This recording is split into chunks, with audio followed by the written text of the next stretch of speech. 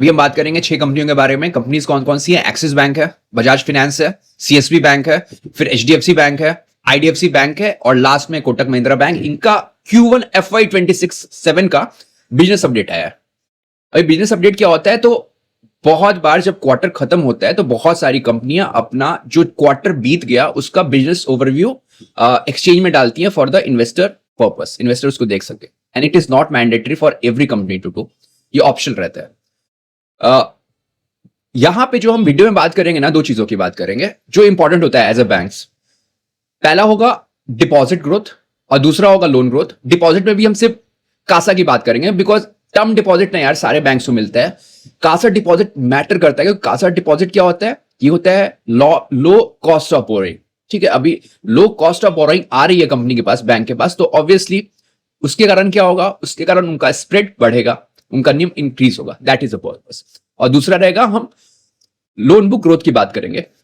अब एक चीज समझना, अगर आप कुछ बड़ी बैंक्स का अगर आप देखोगे ना जो अपडेट आता है, तो उसमें 2 क्राइटेरिया रहता है, दो तरीके से वो बताते हैं। एक वो बताएंगे कि एवरेज ग्रोथ कितना रहा लोन बुक /AUM में, और एक रहेगा पीरियड ग्रोथ। ठीक है, एंड ऑफ पीरियड होता है एक्चुअली। आपको जब भी एनालाइज करना है, you have to take the end of period. मैं एग्जैक्ट बता दे रहा हूं डिफरेंस क्या है।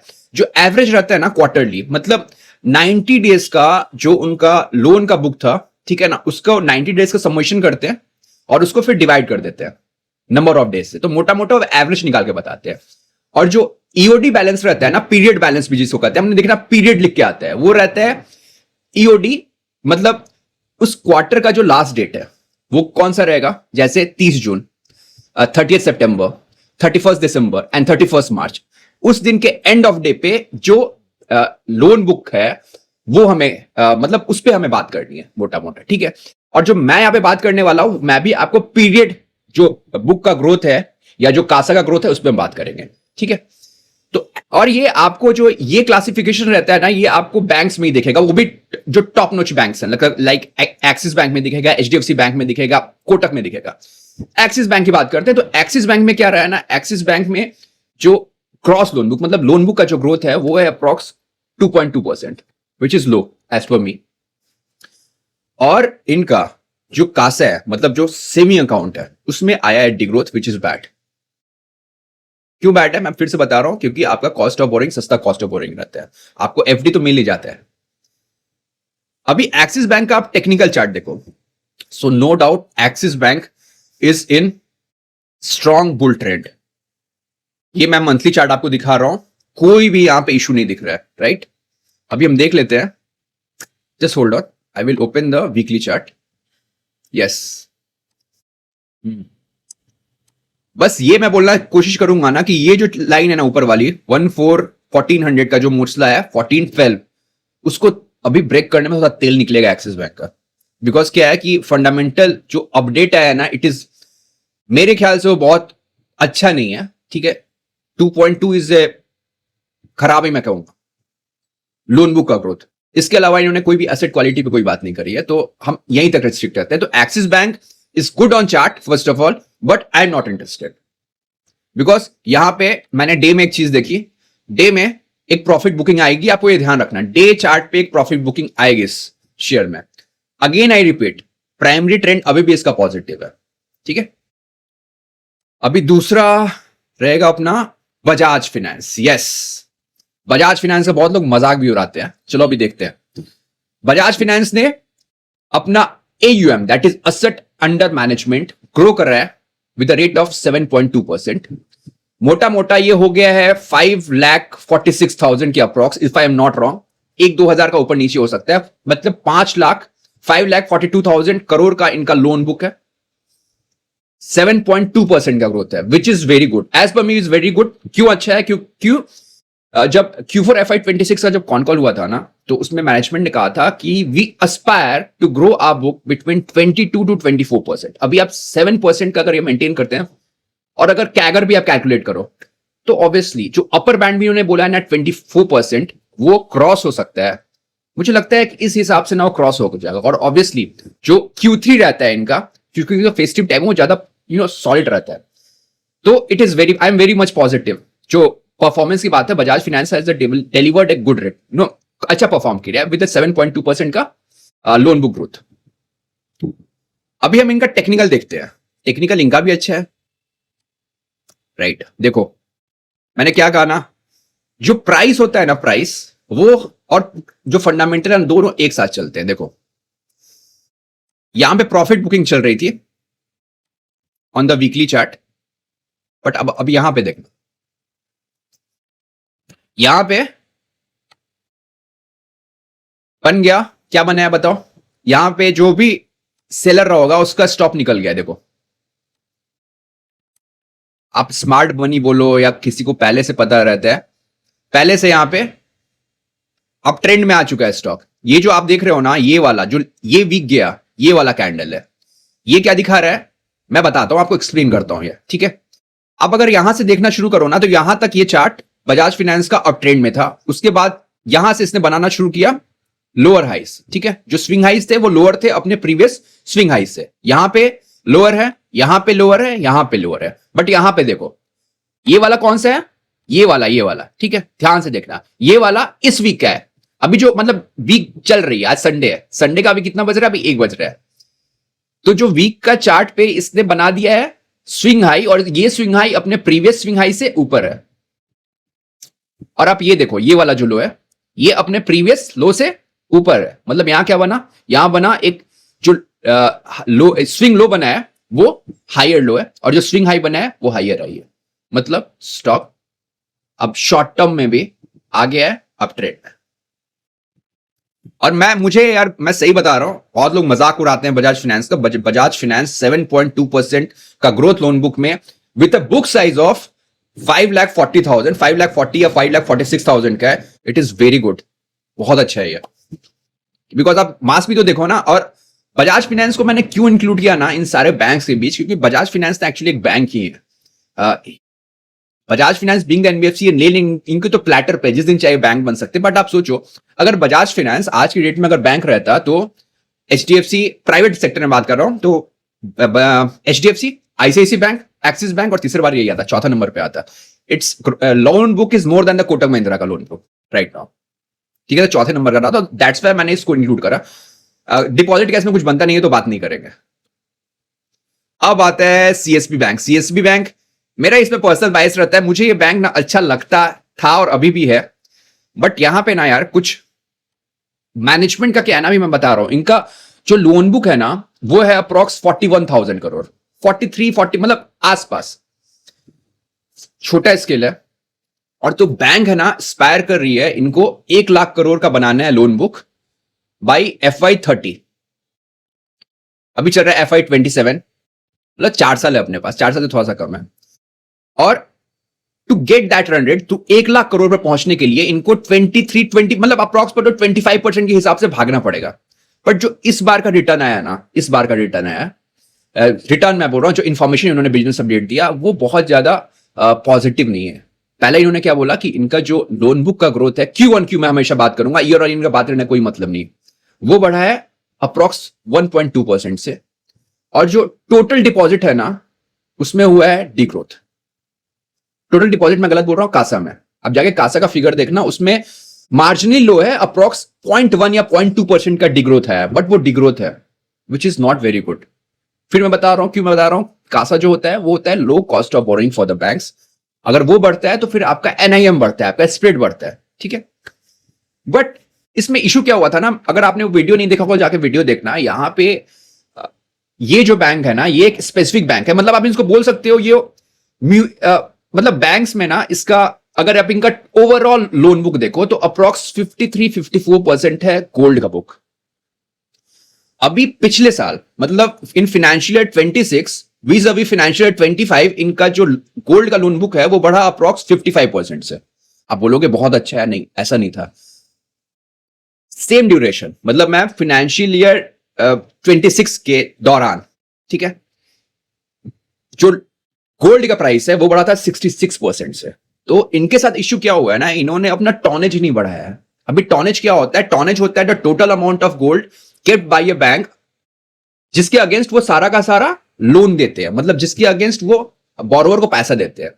तो इन्होंने क्या करा है ना, सिर्फ वैल्यू ग्रोथ से अपना लोन बुक का, गोल्ड लोन बुक को स्ट्रेच करा, समझा। अभी सब कुछ क्या खराब हो गया? नहीं, ऐसा कुछ नहीं है। प्राइस जो होता है ना, प्राइस, अब एक चीज समझना, प्राइस हमेशा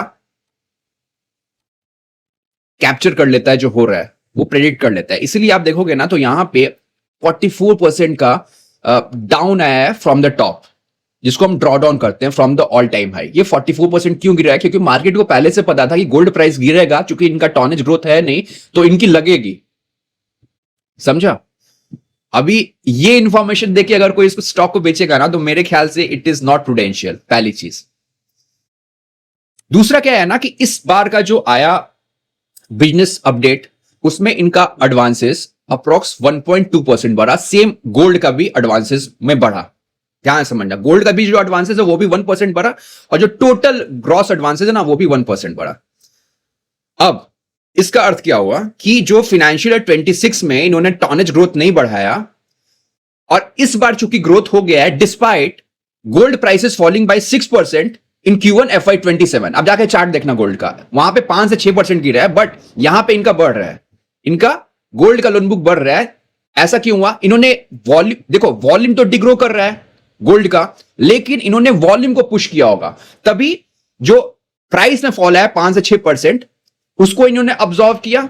ठीक, पहली चीज। और फिर इन्होंने वॉल्यूम में थोड़ा सा बढ़ाया। मतलब मेरे ख्याल से ना, अब जब देखोगे ना इनका Q1 FY27 का रिजल्ट आएगा, तो मेरा एस्टीमेट है कि इन्होंने वॉल्यूम में ग्रो करा है गोल्ड लोन बुक में भी, विच इज अ गुड थिंग। ये आपको समझना पड़ेगा, ये सब कुछ कोई नहीं बताएगा, आपको ये समझना पड़ेगा। प्राइस गिरा, गोल्ड का प्राइस गिरा, बट हमारा गोल्ड का लोन बुक बढ़ा। ये वॉल्यूम के कारण होगा ना, वैल्यू के कारण तो होगा नहीं। Hope this is clear. अभी मेरे को लगता है ना इसके साथ साथ कि इनका ये बैंक क्या है ना यार, मतलब एक मैंने वीडियो बनाया था, एनबीएफसी स्पेस में ना एक कंपनी है मास फाइनेंशियल। मास फाइनेंशियल बहुत अच्छी कंपनी है, मतलब मैनेजमेंट भी अच्छा है उसका। बट मुझे लगता है ना कि सीएसबी बैंक या मास फाइनेंशियल के जो मैनेजमेंट है ना, उनके लिए एनालॉजी होनी चाहिए ना कि उनको, अगर क्रिकेट खेलने आप जा रहे हो ना, ठीक है, तो आपको विकेट गिरने से डरना नहीं चाहिए। ये सारी बैंक ना, they are acting like Axis bank and HDFC bank. अरे भाई, उनका बहुत बड़ा स्केल हो चुका है, आप अभी बहुत छोटे हो, आप अल्ट्रा कॉन्जर्वेटिव हैं लोग। प्लस आप इनका बुक साइज भी देखो ना, तो क्या है, 53-54% गोल्ड है, ठीक है ना, 20-25% का रिटेल है, और बाकी होलसेल है, जिसको ये बीएलजी और होलसेल कहते हैं। और बीएलजी होलसेल में कितना आता है यार? 10-11% का आता है, आपको बनता है यील्ड। इनका 7-7.25% का इनका कॉस्ट ऑफ बोरोइंग है। तो यार पैसा ही नहीं बन रहा है। So they have to work on exploring, कि वो रिटेल में इनको करना पड़ेगा, चर्निंग करनी पड़ेगी, ऐसे प्रोडक्ट में जाना पड़ेगा जहां पे स्प्रेड मोटा बनता हो, ड्यू टू विच इनका एनआईएम अच्छा होगा। ठीक है, with this rate, though there is a green shoot, आप समझना, though there is a green shoot कि गोल्ड लोन बुक में इन्होंने वॉल्यूम ग्रो करा है, बट अभी इनको रिटेल में ना ऐसे प्रोडक्ट में जाना पड़ेगा, अनसिक्योर्ड भी करना पड़ेगा, जिससे इनका निम और स्प्रेड बढ़े। अनलेस इनका वो FY30 वाला ना अभी मुश्किल लग रहा है। अभी हम बात करते हैं टेक्निकल की। देखो भाई, टेक्निकल में now see, this is what, just hold on. ये क्या है? ये दिस इज डिमांड जोन, क्योंकि यहां पे ट्रेंड रिवर्सल हुआ था। अभी the price is very close to it. So यहां पे दो चीजें हैं। यहां पे तो मैं कभी भी स्टॉक को बेचूंगा नहीं, बिकॉज ऑलरेडी क्या होता है ना, मार्केट को ना सब पता रहता है कि क्या हो रहा है, तो उसी हिसाब से वो चलती है। अभी रिजल्ट आएगा ये करके मैं शॉर्ट कर दूंगा तो फालतू चीज रहेगी। तो मेरे लिए क्या रहेगा ना स्ट्रेटजी, कि if it this close above 378, 370, 380 पकड़ो, 380 के ऊपर जाता है ना, तो एक अच्छा सा ना ठीक ठाक ट्रेड मिल सकता है for the swing traders. Hope this is clear. Again, financial बहुत अच्छा नहीं है, but despite having so much gloomy thing, कुछ ग्रीन शूट्स दिख रहा है जो मैंने आपको बताया। अगेन, इनका भी जो सेविंग अकाउंट का बुक है ना भाई, उसमें डिग्रोथ आया हुआ है। Hope this is clear. ठीक है, अब हम फटाफट चलते हैं HDFC bank. Yes, HDFC bank को जितना हेटरेट मिलता है ना भाई, मतलब ये डिजर्व नहीं करता है इतना हेटरेट। मैं आपको एक बात बता रहा हूं, HDFC बैंक में थोड़ी सी इधर उधर की बात करेंगे। HDFC बैंक, मतलब इसने जितने एम्प्लॉइज का तकदीर बदला है ना भाई, उतना किसी ने नहीं पकड़ा। आपको मोटा मोटा बता रहा हूं, जस्ट होल्ड ऑन। इसका ईयरली चार्ट मैं दिखाता हूं, फिर I will share you some personal event जो मेरे साथ हुए। देखो, इसने रिटर्न कर रहा है 1996 किलो से 82,000 का।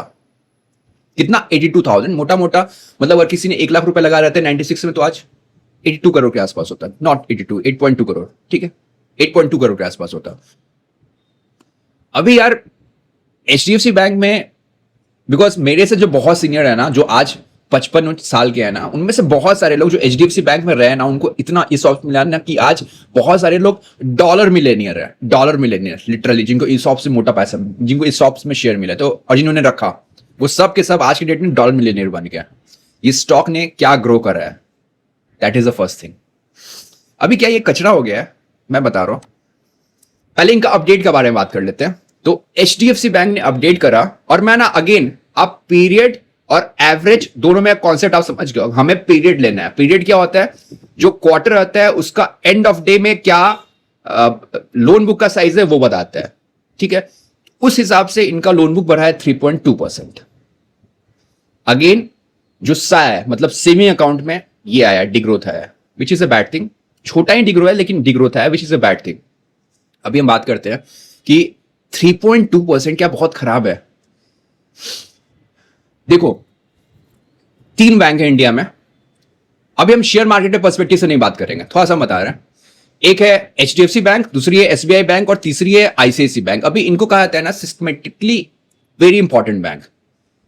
इसका अर्थ क्या है ना कि गवर्नमेंट ऑफ इंडिया और RBI ने 3 बैंक को बोल के रखा है कि ये तीनों बैंक हमारे कंट्री के लिए बहुत इंपॉर्टेंट है। अगर इवेंचुअली गॉड फॉरबिड अगर कोई भी इशू आता है इन 3 बैंक्स में, तो आप समझ जाना रिजर्व बैंक ऑफ इंडिया रात के 3 बजे अपना टकसाल खोलेगी, पैसा छापेगी और इनके यहां डालेगी। क्योंकि अगर ये तीनों कंपनीज फेल हो गई, मतलब ये तीनों अगर बैंक्स फेल हो गए ना, तो आप 5,000 कंपनी में से किसी में पैसा डालो, साला इंडियन मार्केट उससे डूबेगा। इतने इंपॉर्टेंट बैंक्स हैं, पहली चीज। दूसरा, लोन बुक कितना बड़ा है? लोन बुक है 30 लाख करोड़ का। मतलब मोटा मोटा अगर ये 10% के हिसाब से भी ग्रो कर रही है, तो ये एक साल में 3 करोड़ वैश्य बैंक पैदा करती है। फिर IDFC बैंक एक साल में एक IDFC बैंक पैदा कर रही है, और बजाज फाइनेंस की बात करो तो 1.5 साल में एक बजाज फाइनेंस पैदा करती है। ये स्केल है इसका। So with that type of scale, अगर ये 3%, मतलब मोर प्रिसाइज 3.2% का इसने ग्रोथ कर रहा है, क्यू ऑन क्यू की बात कर रहा हूं मैं, सो मेरे ख्याल से अच्छा है, ठीक है। मीम्स अपार्ट, उससे कुछ पैसा नहीं बनेगा, ठीक है। 3.2% इज गुड। और हम टेक्निकल्स की बात कर लेते हैं। टेक्निकल में मैं आपको एक चीज दिखाता हूं, देखो। दिस इज, ये है इनका क्वार्टरली चार्ट, ठीक है। और जस्ट होल्ड ऑन,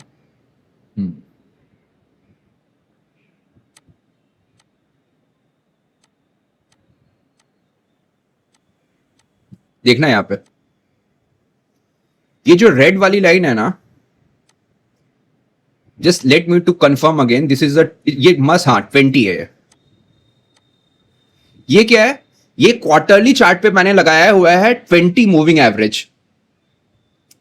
आप देखना भाई साहब, जब भी ये शेयर क्वार्टरली टाइम फ्रेम पे आता है, उससे टच होता है, उसके बाद ये फट से ऊपर फटता है। समझना इस चीज को, डेटा के हिसाब से मैं बता रहा हूं। कितने बार हुआ है? 1 2 3 4 5, समझा? अब इसको हम कर देते हैं बंद, और आते हैं अब हम मंथली चार्ट पे।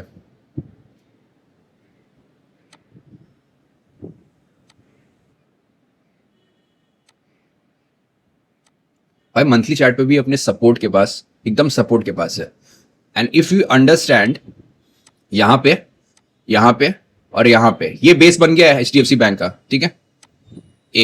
1 2 3 4, मतलब चारों बेसिस बने हैं ना इसके, वो अपवर्ड है। मतलब क्या बता रहा है? मतलब डबल बॉटम नहीं बन रहा है, डबल बॉटम से पहले इसको टांग लिया जा रहा है, ठीक है। इट शोज कि HDFC bank is getting ready for again up move, ऊपर जाएगा ये, ठीक है। भले कोई कितना ही मीम्स बना ले, इसको लेट डाउन कर ले, बट टेक्निकल से बता रहा है ये ऊपर जाएगा। कल मेरे को ना, कल नहीं मोर प्रिसाइसली परसों शाम में मेरे को एक अंकल है, उन्होंने बोला था, उन्होंने निफ्टी और HDFC बैंक को शॉर्ट करा रहा है। निफ्टी को भी भूल के शॉर्ट मत करना। मैंने मई में शॉर्ट करा था, उसको क्लोज करा, ठीक, मतलब मोटा मोटा एवरेज प्रॉफिट हुआ, करा। सेम का सेम पैटर्न निफ्टी में भी बन रहा है। निफ्टी भी ऊपर की तरफ जाने के लिए तैयारी कर रहा है स्लो एंड स्टीडली, और HDFC बैंक भी अब यहां से ऊपर जाएगा। जितने भी नेगेटिव चीजें थी ना, वो कवर हो चुकी हैं शेयर में, So don't get motivated by if you're seeing someone making a mockery of HDFC Bank or memes. ऐसा कुछ नहीं है. Being the scale of the 30 lakh का लोन बुक, अगर कोई 3.2% से ग्रो कर रहा है ना, that is a good thing. हाँ, बट सेमी अकाउंट में एक मार्जिनली डिप है, which is a bad thing, no doubt about it. So अगर ट्रेड करना पड़ा, मैं करूंगा नहीं ऑब्वियसली, बट अगर मुझे कोई बोले ना कि भाई तू चल इसमें ट्रेड कर, तो मैं HDFC बैंक में भी लॉन्ग का ट्रेड करूंगा, शॉर्ट नहीं करूंगा इसको कभी भी. इसका भी रीजन मैंने आपको बताया. होप दिस इज, आप समझ रहे होगे बात. देखो, जो भी सोशल मीडिया पे लोग मजाक कर रहे हैं, कुछ कर रहे हैं ना, मैंने इसको एक्चुअली किया है. ITC का जो पिछला बुरा रन था ना, मुझसे मिस हो गया था. उस समय मेरा माइंड क्या होता था ना, उस समय मैं बहुत जजमेंटल होकर सोचता था कि अरे ये फालतू स्टॉक है, ये घटिया स्टॉक है. ऐसा कुछ नहीं होता है. ये भाई सोचो ना यार, इन कितने लोगों को डॉलर में मिलियनियर बनाया, आप समझना. हम लोग क्या औकात है इन सब चीज मजाक उड़ाने का. वी हैव टू बी एकदम नॉन जजमेंटल होकर अपने को देखना है. जहां पे मौका दिखे पैसा चाप लो, सिंपल सा चीज. अभी थोड़ा सा कोई होशियार होगा ना, वो क्या करेगा ना, मैं बता रहा हूं इसको कैसे. अगर मुझे ट्रेड करना पड़ता तो मैं कैसे करता. अभी ट्रेड नहीं करेंगे यार, इतना सारा पोजीशन है ना कि साला, मतलब उसके लिए भी ये चाहिए ना, पैसा तो लिमिटेड है ना, इनफाइनाइट तो है नहीं. देखो आप, मैं आपको डेली चार्ट में बता रहा हूं,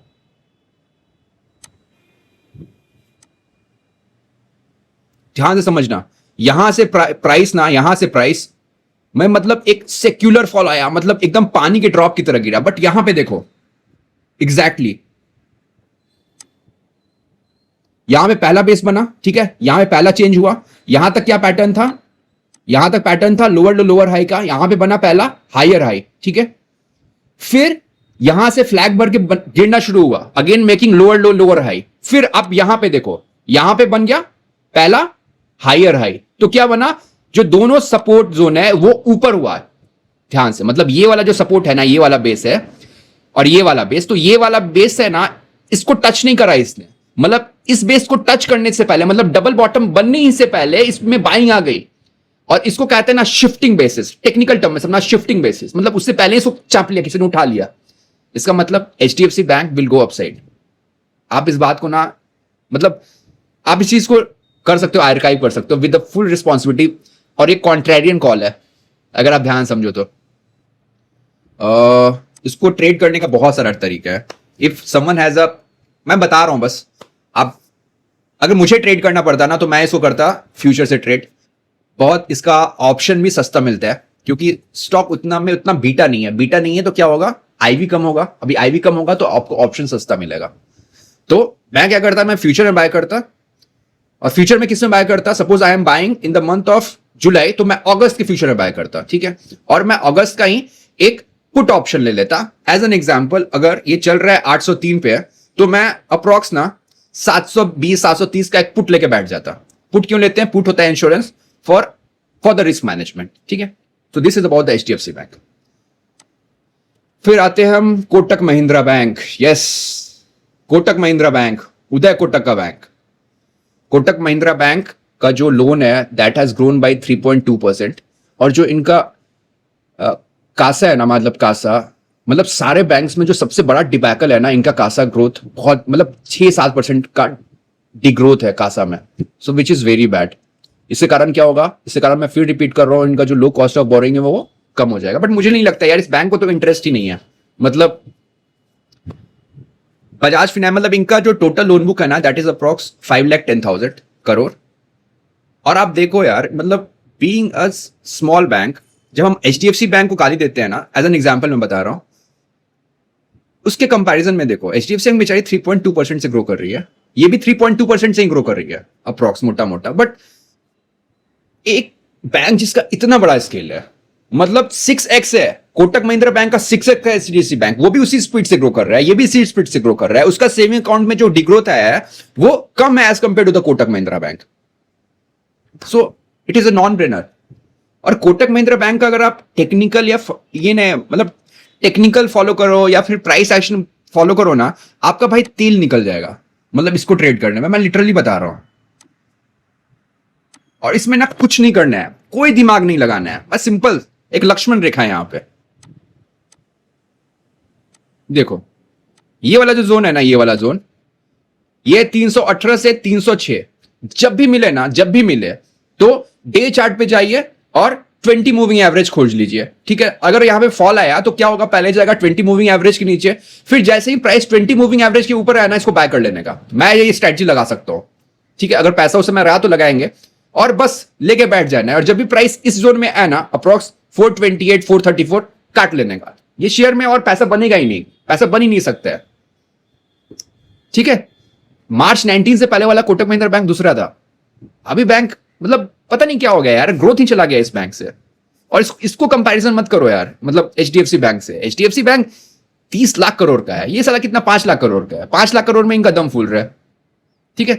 तो यहां पे मैंने बताया टेक्निकल्स में कैसे प्ले कर सकते हैं, सिंपल से है। ये ना एक रेंज में कर रहा है, जिसको बहुत लोग कहते हैं ना मीन रिवर्जन ट्रेडिंग। नीचे आए इस रेंज में, मतलब 300 से 318 के बीच में लेके बैठ जाओ, ऊपर जाए अप्रोक्स 430 के ऊपर काट लेने का, ठीक है। अभी प्राइस पता है यहां से नीचे क्यों नहीं करता है, मैं बता रहा हूं। कोटक महिंद्रा बैंक है ना, कोटक महिंद्रा बैंक के अंदर बहुत सारी कंपनीज है। कोटक प्राइम है, ठीक है, मोटर वाला है, इंश्योरेंस वाला भी है, एएमसी भी है। इनका कोई भी लिस्टिंग नहीं हुआ है, तो क्या है ना, अभी वैल्यू अनलॉक नहीं हुआ। और जब तक वैल्यू अनलॉक नहीं होगा ना, प्राइस इस लाइन को तोड़ेगा नहीं।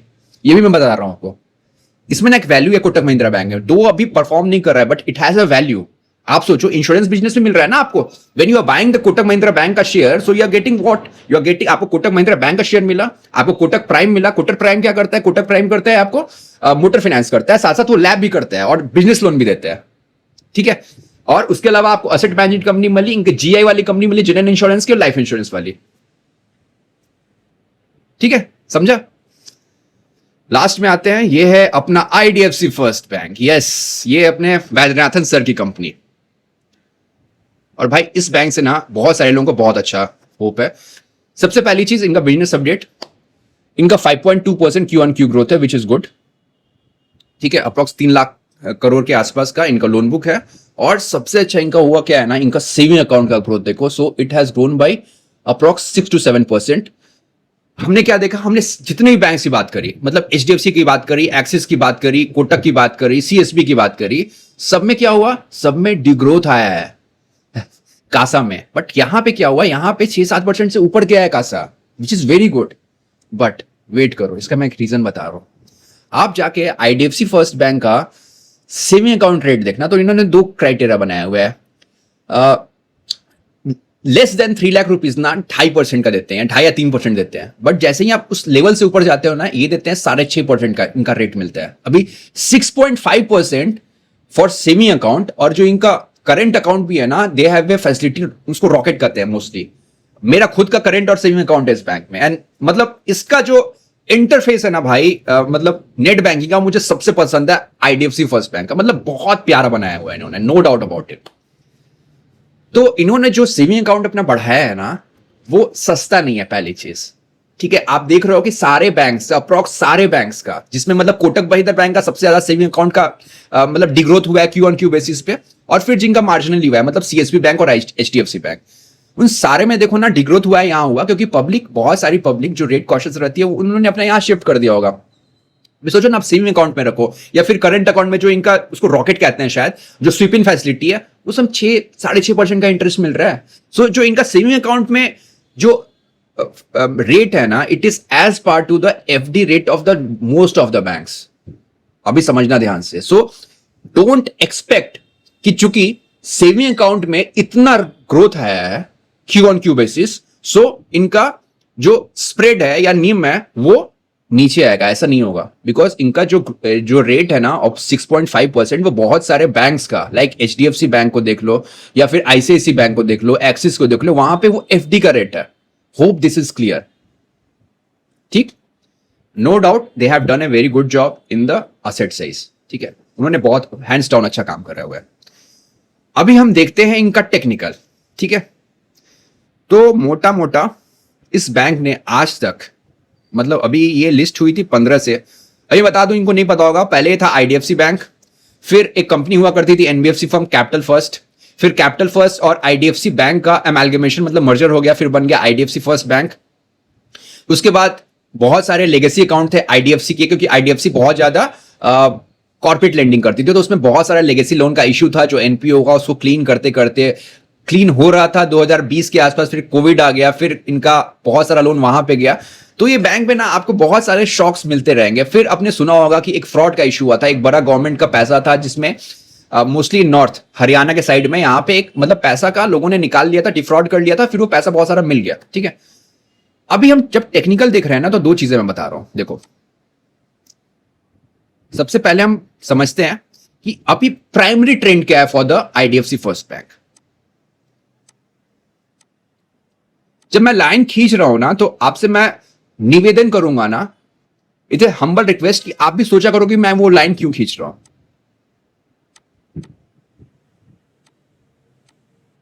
ठीक है, देखो यहां से, ठीक है ना, यहां से, that is from March 17, this stock was in a continuous downtrend.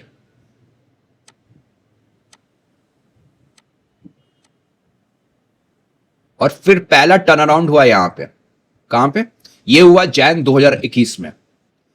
Then again stock ने बनाया मंथली चार्ट पे एक बुलिश फ्लैग, और फिर यहां से रिवर्सल हुआ। यहां पे क्या बना, लोअर लो लोअर हाई, फिर यहां से बनना शुरू हुआ higher high higher low. Again यहां पे देखो आप, सेम थिंग, यहां से फिर उसी तरह ट्रेंड चेंज हो रहा है, यहां से चेंज हुआ, यहां से चेंज हुआ। तो मैंने फिर क्या कहा था आपसे कि जो बेस है, मतलब जो सपोर्ट है, जो डिमांड जोन है, ऊपर की तरफ शिफ्ट हो रहा है, जो दिखा रहा है प्राइमरी ट्रेंड इज पॉजिटिव। ये तो पहली बात हुई। अभी इसको क्या इतना सारा पॉजिटिव होने वाला है, तो क्या इसको बाय कर लेना चाहिए? हाँ, इतना सारा पॉजिटिव होने वाला है, कासा का भी अच्छा खासा ग्रोथ आया, लोन बुक का भी अच्छा खासा ग्रोथ है, पैसा भी जो था, मतलब जो इशू हुआ था वो सारा भी रिकवर हो गया है, तब तो ये रिजल्ट आएगा, ऊपर की तरफ जाएगा। ठीक है, ये बहुत सारे लोग ऐसा सोचेंगे, बट आप ध्यान सोचना, ये जो इंफॉर्मेशन है ये आपके लिए एक्सक्लूसिव था क्या? ये आपको एक्सक्लूसिव था आपके लिए? क्या सबको पता है? अगर सबको पता है ना, तो ये न्यूज नहीं है, फिर it has a zero arbitrage value. Information arbitrage नहीं है, you don't know anything specific जो दूसरा नहीं जानता है। मुझे भी पता है, सबको पता है। ठीक है, तो आप देखो, ये जो यहां से राइज आया ना, that is from the level of 58 to 81, ये ऑब्जॉर्व हो चुका है सारी चीजें, पहली चीज। ठीक है, अभी सब कुछ अच्छा आने वाला है, बिजनेस अपडेट ऐसा है, उस पर मेरे भाई बाय मत कर लेना। ठीक है, आपको बहुत सारे लोग यूफोरिया दे देंगे, फोमो दे देंगे, ऐसा होने वाला है, वैसा होने वाला है, वैसा कुछ नहीं होता है। Price observe everything.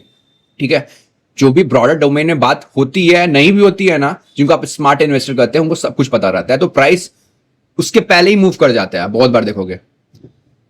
अभी यहां पे क्या है ना, देखो यहां पे एक दिस लेवल, ध्यान समझना, यहां पे क्या है, यहां पे एक रेसिस्टेंस है, this is a supply zone. So इसको बाय करने का सबसे अच्छा तरीका क्या रहेगा ना, मेरे हिसाब से, प्राइस ऊपर जाएगी, ऑब्वियसली कंपनी अच्छा कर रही है, नो डाउट अबाउट इट, मतलब अभी मैं कोई कर फिटिंग नहीं कर दूंगा, नहीं है कोई इशू है, गिर जाएगा, ऐसा कुछ नहीं। प्राइस ऊपर जाएगा और price again will fall to this location 71। ठीक है, और 71 में जैसे जाएगा ना, वहां पे we can gather this stock. ठीक है, इसका रीजन क्या है 71 का, आप में से जो भी समझ रहा होगा ना, प्लीज कमेंट करना, नहीं होगा तो मैं अगले वीडियो में बताऊंगा।